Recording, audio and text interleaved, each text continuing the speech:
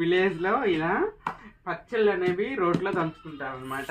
అవి టేస్ట్ చాలా బాగుంటాయి. మనం సిటీలో మోస్ట్లీ ఏంటంటే పచ్చళ్ళు అన్నీ మిక్సీ చేస్తాం కదా, మిక్సీలో వేసినప్పుడు ఒక టేస్ట్ ఉంటుంది, ఇట్లా రోట్లో దంచుకున్నప్పుడు ఒక టేస్ట్ ఉంటుంది అనమాట.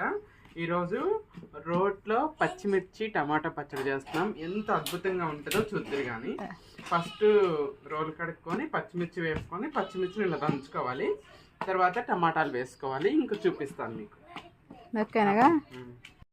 ఇలా పచ్చిమిర్చి మెదిగిన తర్వాత ఇలా టమాటాలు వేసుకొని టమాటాలు ఇలా ఆయిల్లో వేపుకోవాలి. వెల్లుల్లి టమాటా అన్నీ వేసుకొని రోట్లో నూరుకోవాలి. చక్కగా రోటి పచ్చడి తయారవుతుంది. నేను పచ్చిమిర్చి దంచాను, మా శిరీష టమాటాలు దంచుతుంది, నేను వీడియో తీస్తున్నా. ఎంత కలర్ఫుల్గా ఉందో కదండి. ఎల్లో, గ్రీన్, రెడ్ అన్నీ మిక్స్ అయిపోయి కలరు ఒక బ్యూటిఫుల్ కలర్ స్ట్రక్చర్ వస్తుంది. అది చూడు కిలాడిది, దానికి లేనిపోయిన ఆలోచననే చేయాలి.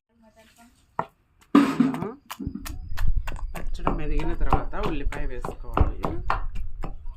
వెల్లుల్లి ఉల్లిపాయ పచ్చడికి టేస్ట్ వస్తుంది.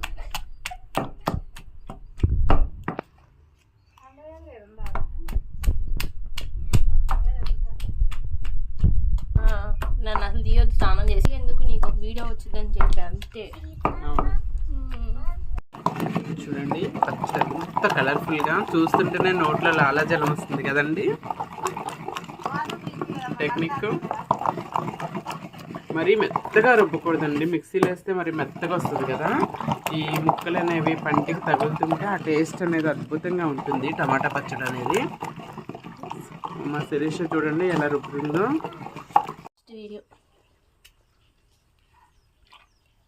చూడండి ఇలా వెతుకోవాలి.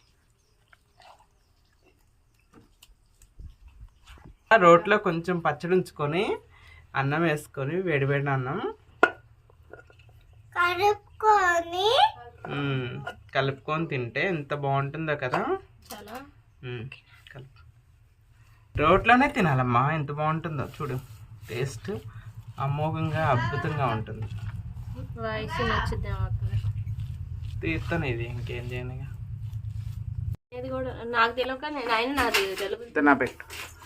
నోరు పట్టుకుంటా మళ్ళీ మంట. చూడండి ఆ పచ్చడి తింటే అద్భుతం, అమృతం లాగుందండి.